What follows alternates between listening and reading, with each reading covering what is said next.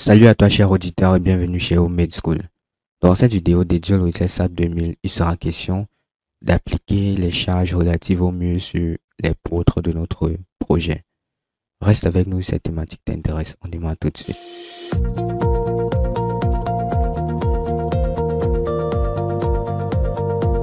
On se retrouve donc directement sur l'interface du logiciel SAP 2000 pour continuer notre tutoriel. Il sera question de placer les charges sur nos poutres. Et avant de ce faire, nous allons d'abord modifier l'affichage de notre structure en 3D. On vient cliquer là sur Standard. Là, on vient sur Fill Object et on applique. On clique sur OK. Et maintenant, il est question de sélectionner les poutres. On va venir là, on va venir sur Select.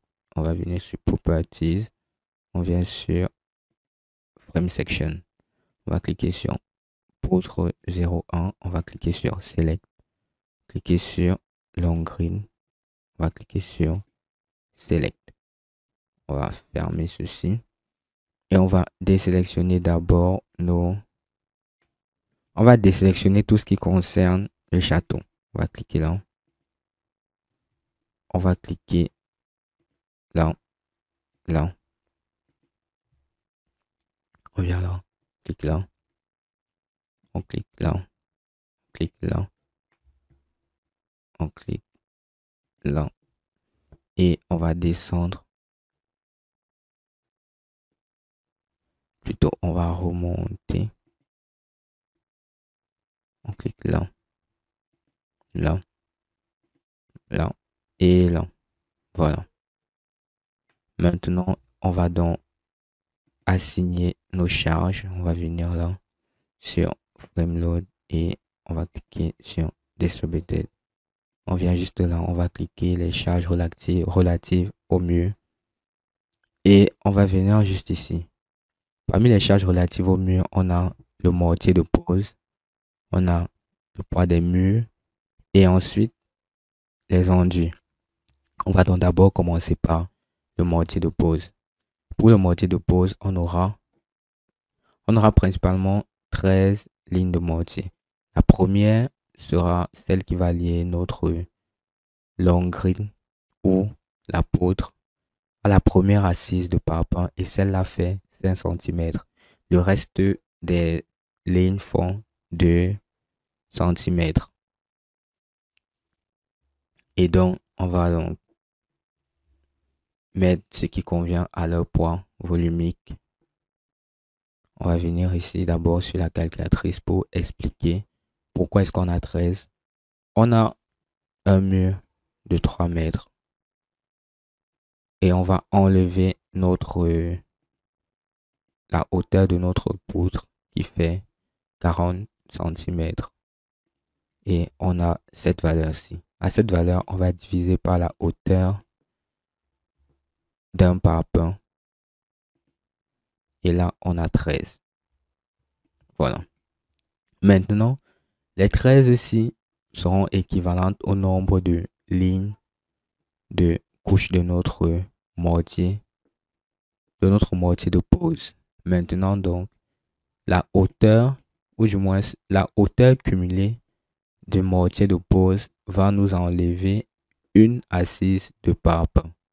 Ce qui fait qu'on aura 12 assises de parpaing, mais 13 assises de mortier de pose. Voilà. On va donc maintenant calculer la hauteur totale du mortier de pose. Et pour ce faire, on peut venir directement sur SAP. On va venir juste là et la première couche de mortier de pose fait 5 cm, soit 0,05 plus 12 fois 0,02. Voilà. On va appuyer sur Entrée. À ça, on va multiplier. À ça, on va multiplier maintenant par l'épaisseur du parpaing, soit 0,15. 0,15. Voilà. fois maintenant le poids volumique de notre mortier. Et voici qu'il y a de 18 juste ici, mortier au liant hydraulique 18. On va venir ancrer 18 ici, fois 18. Et on va cliquer sur Entrée. Et voici la valeur.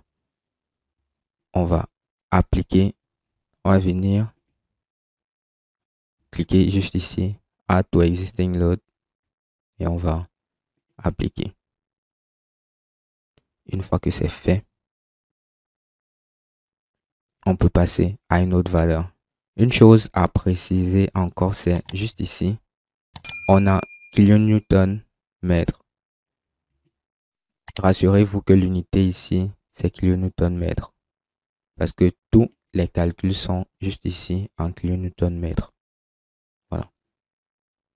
Donc maintenant, il est question de placer d'autres charges, c'est-à-dire maintenant les charges liées au mur. Et pour ce faire, on va venir sur Select et on va Get the previous selection. OK. Maintenant, on va venir juste ici toujours. En ce qui concerne les murs maintenant, la première assise de parpaing, elle est faite en parpaing bourré. Donc, on va entrer 0,015. Voilà. Fois la hauteur du parpaing qui est de 0,2. Maintenant, on va multiplier par le poids volumique d'un parpaing bourré qui est juste ici. On vient sur parpaing plein. À ce niveau-ci, c'est 21. On est là sur fois 21. À ça, on va ajouter maintenant. On va ajouter 0,15 toujours. 0,15 fois 11 fois la hauteur d'un parpaing 0,2 fois l'épaisseur. Non, on a déjà mis l'épaisseur. On a mis la hauteur maintenant fois le poids volumique. Le poids volumique maintenant ici c'est 13,5. Juste ici, parpaing reporter 13,5. On vient là. Parpaing reporter 13,5. On vérifie bien la hauteur du parpaing. Voilà. Et on va rester sur Add to Existing Load et on va cliquer d'abord ici sur Entrée.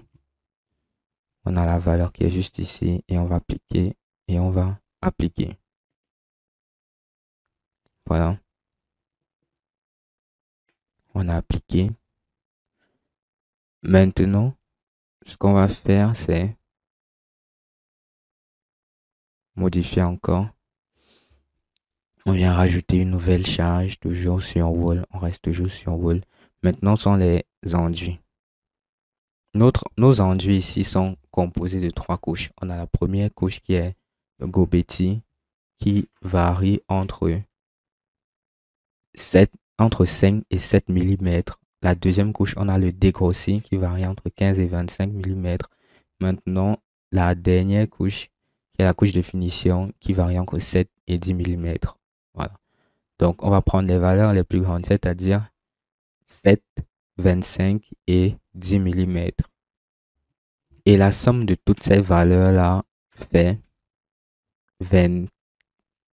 42 mm, soit 25 plus 10, 25 plus 10, 35 plus 7. Nous sommes donc à 42 mm.